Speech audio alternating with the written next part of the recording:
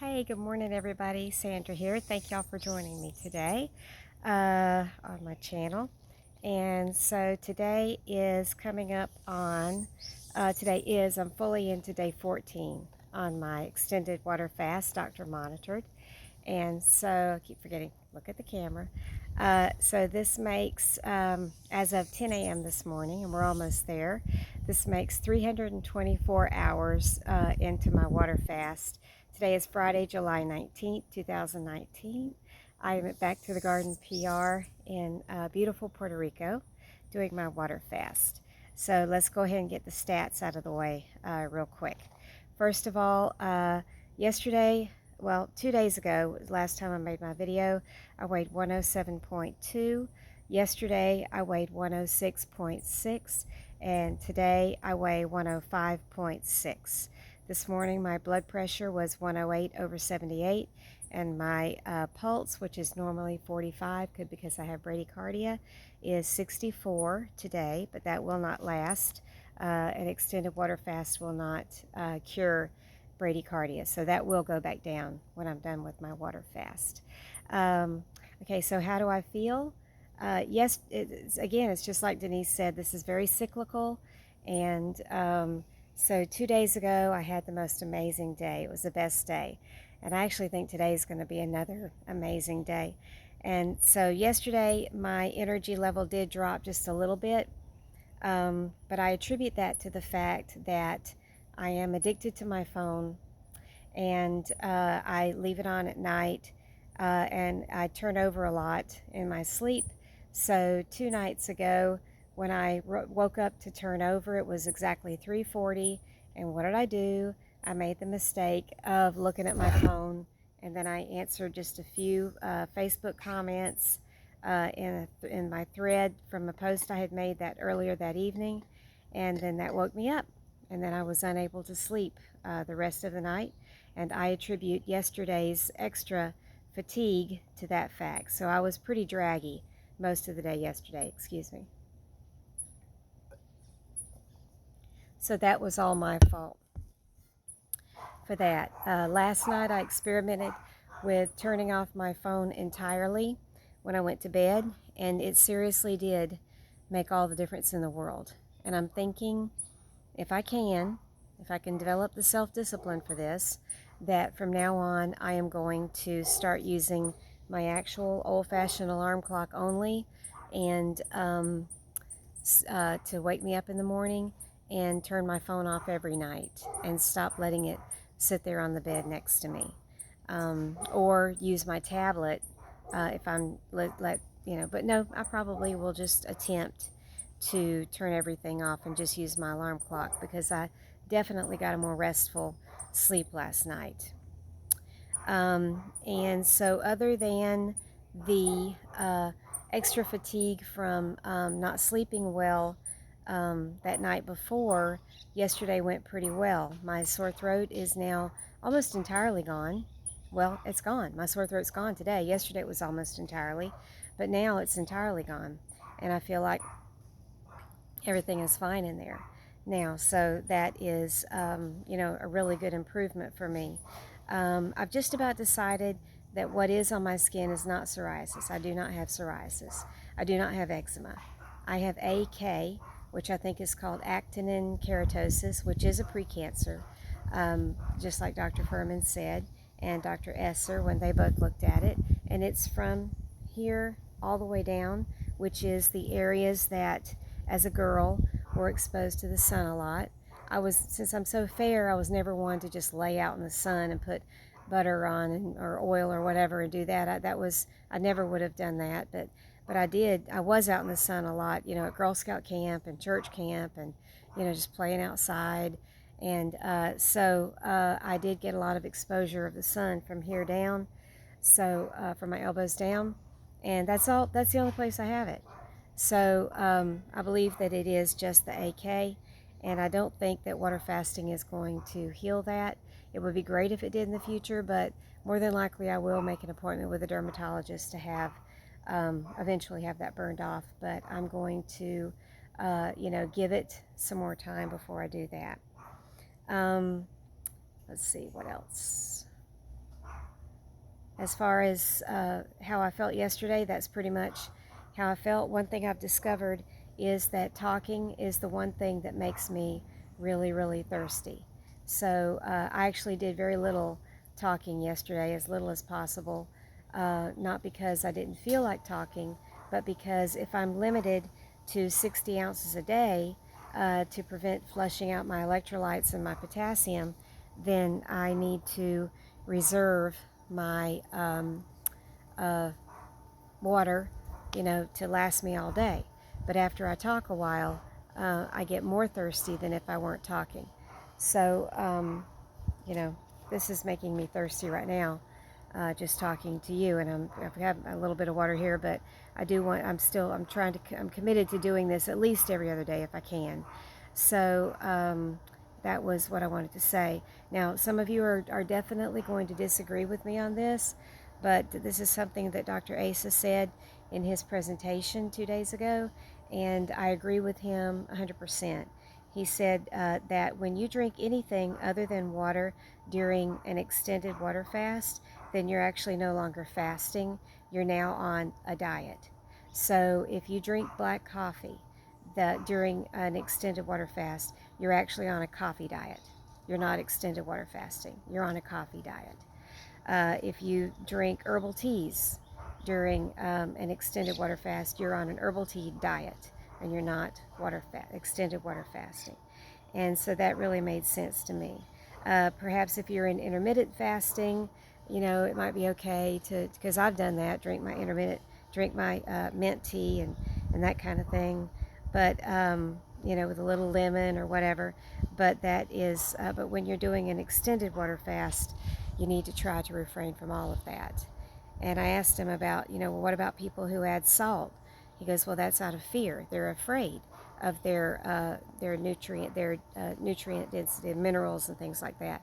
But the body is designed to use what is in it during an extended water fast, and not to rely on you supplementing it with other things. Okay. All right, so the other thing I wanted to mention, then I'm going to move on, is that in the beginning, y'all know that what I craved the most was food. I wasn't necessarily hungry, but I was craving food.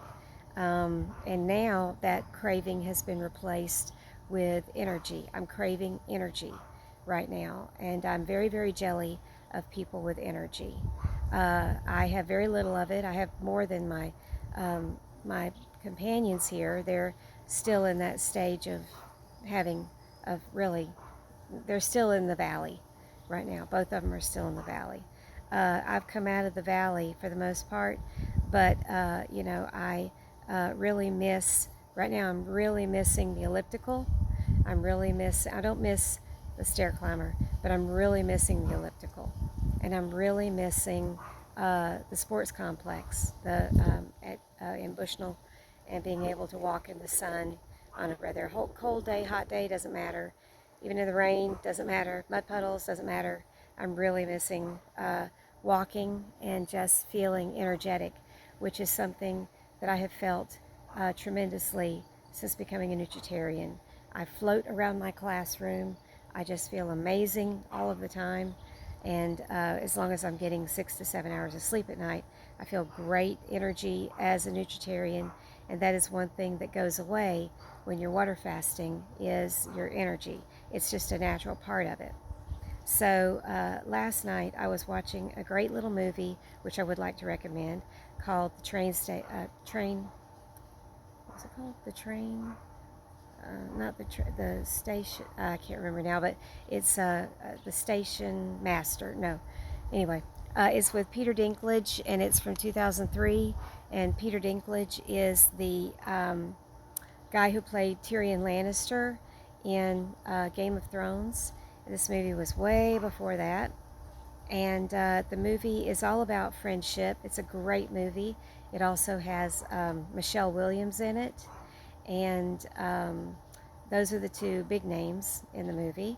But it's a very, very, very low-key movie, and in that movie he is a train enthusiast, and so he ends up inheriting a little train depot that he moves into, and he walks the rails That's what he does. He walks the rails in his spare time. And they call that, in the train world, they call that walking the right of way. So he walked. The movie was a lot about him walking and his friends walking with him down the train tracks. And I was so envious of that. I thought, that's what I love, is just walking. Really love walking. That was the very first activity that I took up when I started feeling well enough after I became a Nutritarian. Started feeling well enough to actually start exercising. It was walking. Everybody does. That's what you start with. And so I was feeling jealous and craving the ability to walk. This morning I was sharing that with Joanna, and I asked her, I tried to pin her down to how long she predicted it would take me to regain all of my energy after this is over. And she said, well, you seem to be going through this a lot easier than when I went through my extended water fast. And for me, it was about a month. But based on how you're going through this, it probably would be a lot less than that, maybe half that time. So I'm hoping that within 2 weeks of ending this water fast, I will have my full energy back. Okay, so I also now would like to say thank you so much to those of y'all who have reached out to me over the past 2 days. And Debbie and Denise and I had another opportunity to talk on the phone. Always a pleasure to talk to Denise. And my wonderful friend Amy and Cliff and Wanda has reached out to me, and Gail, and 2 Sherrys, IE and Y. Both of y'all, I really appreciate, have reached out to me in Facebook Messenger.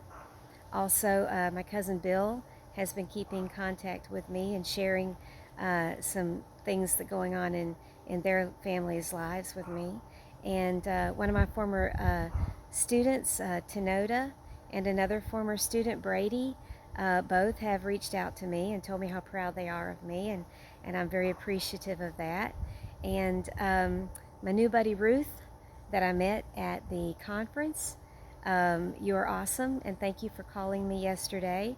And we had a wonderful conversation, and you were very encouraging. And once again, I'm jelly of your energy too, and your jogging. It was, it's encouraging to hear other people and what they're doing, and so thank you for that.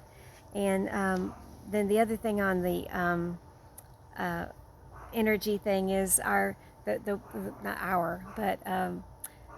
Joanna and Ace's maid. She comes in once a week, every Thursday, and she cleans our room from top to bottom. And she's like a dynamo. She is special. She can clean super fast. And so it was like in the movies when they show that they use special camera tricks, and they have one person who is like sitting there moving very slowly, and everybody around them is moving like 3 times the speed. That's the way we were yesterday. We got out of the room where we usually are in there laying down, but since she was cleaning the room, we got out of the room, and we were sitting, one on the couch, and then one each of us in the 2 chairs, straight back chairs on the patio. It was raining, so we couldn't come to the backyard very much yesterday. It rained off and on all day long. And we were just watching her, and she would grab the broom and zip in there and sweep everything. She'd zip back out, set the broom down, grab the mop and the bucket, and go back in, zip back in, and mop everything. She'd come back out and set all that down. She'd zip back in and scrub the shower. I'd be just zip, zip, zip, zip, zip, and then zipping around again to put everything away. And we were all just sitting there, just watching her. And, waiting for her to finish so we could go back to bed. But she was moving so fast. It was neat to watch. She's a really neat person, and very, like I said, very energized. And so I just was like, God, I wish I could have that energy. So, but anyway, it was funny to me how we were all in slow motion, and she was, getting everything done. Excuse me.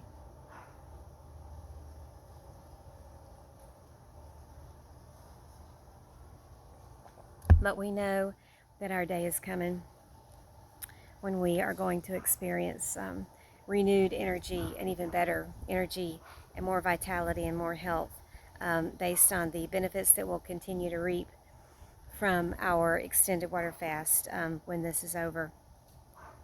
Okay, so now the second thing I want to talk about today is how to remain nutritarian outside of your house.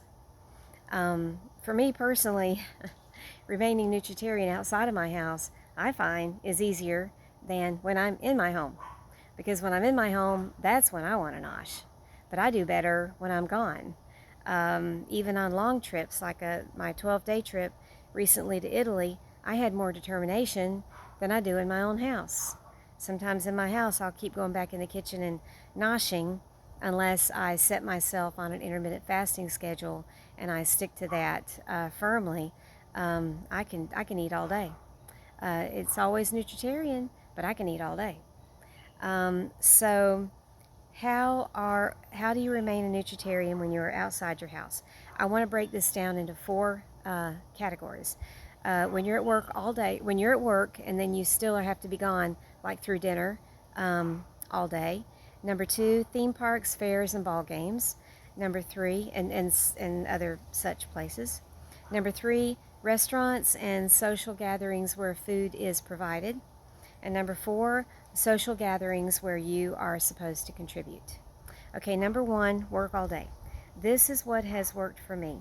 If I know I'm going to be gone all day, then I actually keep a cooler in the back of my car, and I keep blocks and like milk gallon or water gallon jugs of solid ice in my freezer, and that way I'm not making ice all the time. I keep old containers of plastic, like I used to drink a plant milk that came in a recyclable but plastic type bottle, and so I would hang on to every one of those, and then I would fill them with water and freeze them, and every morning I put a few of those in my cooler. And so what I take into work is lunch and the snacks that I'm going to eat, my veggies extra that I'm going to eat during the day from, the minute I get there until 3:35 or 4 or whatever, and I take that into work. But in the cooler, I keep what I'm going to eat for dinner. And just in case I go to somebody else's house or have to stay late to work and I'm going to eat my dinner also in my classroom, I have that stuff ready to go in the back of the car, in the cooler, and it doesn't go bad because it's in the cooler. So that is how I get by on a work day when I'm going to be gone all day. And the second thing is, and when I get home, I leave the cooler in the car. I just make 2 trips and I take those ice blocks back into the house, put them back in the freezer, but I have enough in there that the next day, if those aren't fully frozen yet, I have others. So, I have enough to get me through cycling around, a couple days. And that has worked for me since the beginning. Second is theme parks, fairs, and ball games and things like that, where you go and you have to go through a gate to get in. I will tell you that I have never, ever, ever been denied entrance into any theme park, any professional baseball game, any fair, state fair, local fair. Nobody has ever denied me entrance because all you have to do, they go through your stuff and they see what it is. There's nothing processed in there. It's maybe a few Mary's Gone crackers, or some wassa bread, but everything in there is homemade, fresh produce, veggies, fruits. They don't sell that stuff at a ball game, and so they don't mind if you take it in. At the Florida State Fair one day, I've been there as a nutritarian now 2 or 3 times. And on this last trip, the woman looked in my bag and she said, because I had a backpack, and she said, ma'am, you're not supposed to bring your own food in. I said, I know, but my doctor has said I cannot eat processed food. I can't eat salt, oil, sugar, processed foods, animal products, animal fat like that. I can't have any of that. And she goes, well, I respect your food choices. She smiled at me and she let me go. So it is going to be okay for you to take it. The very first time that I was challenged with an all-day event. I was literally 1 month a Nutritarian. And we had a field trip. I'm a high school Spanish teacher, and we had a field trip planned to Epcot, and it happened to be during the International Food and Wine Festival. So I was scared to death, but I planned ahead, and I was determined that I was not going to go off plan that day. So I went to Walmart and I bought myself a brand new backpack, dark green, so I don't have to worry about it showing dirt. I still have it. In fact, I have it here with me on this trip. I've used it continuously for many, many things. It was my carry-on item for this trip. I put my laptop, tablet, and all my cords and things in it for this trip. So I've used it. It's multi-purpose. I've used it many, many times. But that was the very first time I'd used it. And what I did for that day was I did overpack, but that's okay. I had 2 freezable lunch bags that I'd gotten at Walmart, and in those I put my raw veggies and my raw fruits that needed to stay cold until I ate them. And then around them, the rest of the space in there, I filled with fruits that did not need to be cold. So I had oranges, tangerines that I could peel with my thumb, and I had a couple bananas I put on the top, but I eat them first because they bruise so easily. I had some apples, things like that. I also, at the time, I was eating wassa bread, which there are compliant wassa breads that you can get, and so you can, crunchy chew on those. I didn't know anything yet about Mary's Gone crackers, so I didn't have them, but I had the wassa bread. And I'd never had Ezekiel bread, so I didn't have that day either. I put some nuts and seeds, maybe 2 ounces, because I didn't want to go overboard, into my backpack. And it was very heavy, but when you're doing it in the form of a backpack, you can go ahead and put both straps on and distribute the weight evenly and get by with it. And it's a bit of a burden, but it's a worthy burden, in my opinion. And so my friends, my colleagues that were my other 2 chaperones for the day, were not planning to stick to their plan for the day. They wanted to try different things from the kiosks, the international kiosks. So every time we would pull over and let them get something at a kiosk, what I did, and I didn't know anybody, this is just what I did. I just kind of came up with it. It was a strategy I started developing that day, because like I said, that was my first challenge, was I made myself, I was still addicted to sad foods. So I made myself not look at what they were eating. Instead, I looked at their faces. I just kept looking at their faces, and I looked at the people passing us. And I focused on every word they said, and I ate my veggies. I ate my food. And that is how I got through that day of them eating that stuff when I wasn't eating it, was to focus on the fellowship and not the food. And then later that became one of my most important mantras. Now I'm no longer addicted to sad foods, so I couldn't care less. I still don't look at it. I don't look at what people are eating, but it doesn't bother me anymore what they're eating.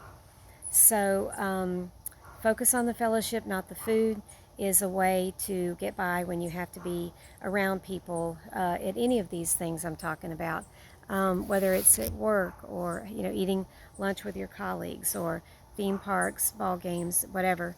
Especially ball games when everybody's eating those hot dogs or whatever that they eat at ball games, and the buttered popcorn and all that.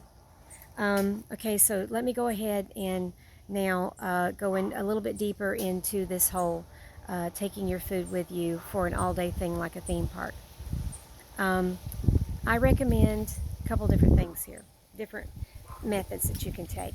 One is, if you take those freezable lunch bags, that's a great idea. I do that a lot. What I want to say there is, eat the stuff that needed to be cold first.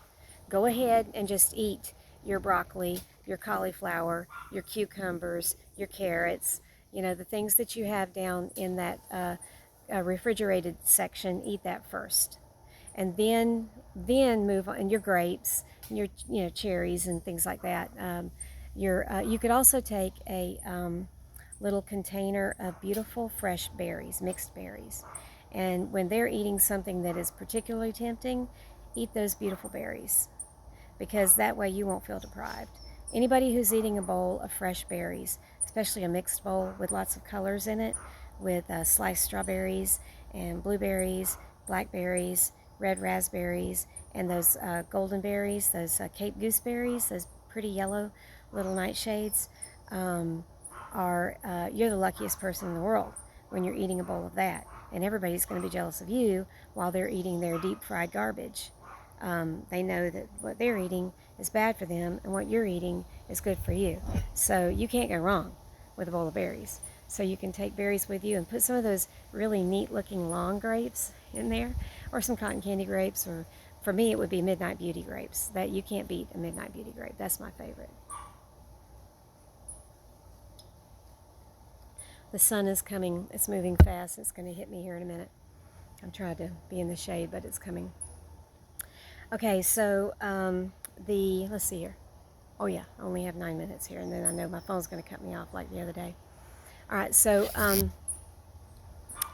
then move on to, well, like I said, the bananas, you probably want to eat those near the beginning because they do bruise easily. One time I put a plastic box, a very lightweight plastic box with a lid in my backpack on top of the cooler thing, and I put my things that I didn't want to bruise in there. I put my bananas in there along with some of the other stuff, and then what didn't add weight. It was a little bit bulky, but didn't matter because once the stuff was gone inside, it was just, lightweight. And you can put anything in there after that. If you buy a souvenir, you can put it down in there. Buy a couple t-shirts or whatever, you can put them down in that plastic box. So a plastic box inside your backpack is not a bad idea either. Okay, so when you go to a ball game, remember to check the website for what size and type of insulated lunchbox you can take with you, but they are allowed. MLB will tell you what you're allowed to take in there. And so you can take your veggies and your fruits and things and eat them at ball games too. Just put your little lunchbox down on the floor between your feet. And I've done that many times. All the ball games I go to, I do that. You can also, here's a great idea, make yourself some air pop popcorn and put it in one of those vegetable bags, that you tie vegetable plastic bags, and tie it onto the outside of your backpack. And that way it's bulky and it's not going to fit down in your backpack along with all the other stuff you're taking. So you can, just tie it to the outside, and whenever you get the urge to nosh and everybody else is eating something, you can eat your popcorn like that too, and that'll get you through. Okay, so one other thing you can take with you, I did this one time at Busch Gardens. I put 2 slices of Ezekiel bread in a Ziploc bag, and I took them, and when I needed it, I just munched on half of a slice, like every hour or so. I sat down and I ate half a slice of Ezekiel bread all by itself. But you know what?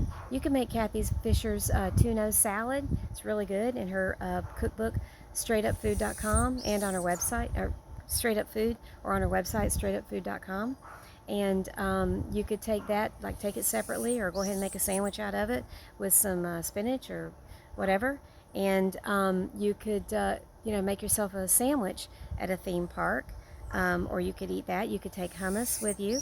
But the other thing really important I want to say is, if you don't go with the freezable lunch bags, which are kind of heavy, you could go with your regular insulated lunch bag, and you could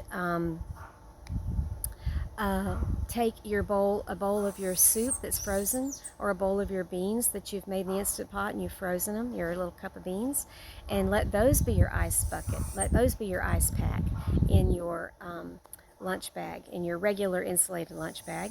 And then by 5 o'clock, this is what happened to me in Busch Gardens, by 5 o'clock they were thawed, and I really enjoyed it. It was wonderful. I sat down on a bench while my son and my granddaughter were riding a ride, and I ate my soup. It was cold, but it was good. It was like gazpacho or like salsa, because my stews are very tomato heavy, and it was amazing, and I felt proud of myself and good. because it tastes so good. And I knew that I was eating something healthy, whereas everybody else was eating garbage at Busch Gardens, and I was taking care of myself, self-care.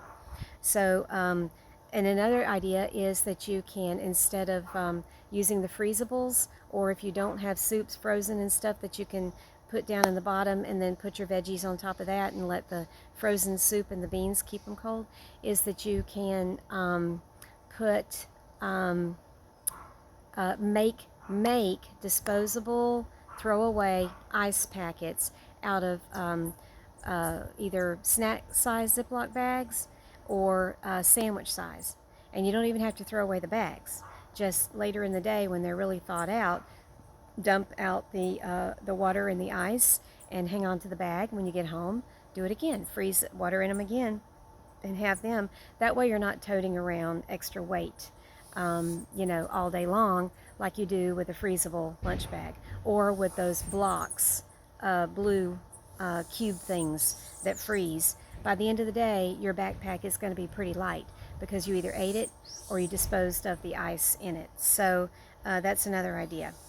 All right, and when you're packing for a theme, I think what I'm going to do here, because of my time, I'm going to save points 3 and 4 for tomorrow, and I'm just going to finish up here with this point 2 for today, because I don't want to cut this off again.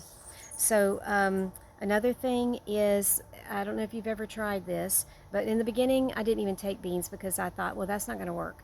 So I would sacrifice and not eat my beans while I was at a theme park. But then I discovered that my beans were actually good cold. My beans that I cook at home in the Instant Pot. And whenever I would sit down to eat something during the day, I would take my little Rubbermaid container of beans and I would set them on the bench next to me in the sun and let them start thawing out as the day went on. And then when I would take the lid off, if I wanted to eat some, I would scrape off the top that was already thawed and eat a few bites, put it back on, put it back in my bag and move on about the day. And then a couple hours later I'd take them out and eat some more, and I would leave them out of the insulated lunch bag and just put them down in the backpack so they could thaw some more like that, in more the open air type thing. So I can eat my own frozen beans as they go through the day, they thaw out. But have you ever done this? Have you ever just taken a can of salt-free dark red kidney beans and just rinsed them and put them in a Ziploc bag, a sandwich Ziploc bag, and take them with you? Put them down in with the rest of your stuff that you're keeping cold, and then as the day goes on, when you get a little hungry, just like with the popcorn, take out the bag and just with your fingers eat them like you would boiled peanuts. To me, they remind me of boiled peanuts without the salt. They have that little flavor to them, and I adore dark red kidney beans. I don't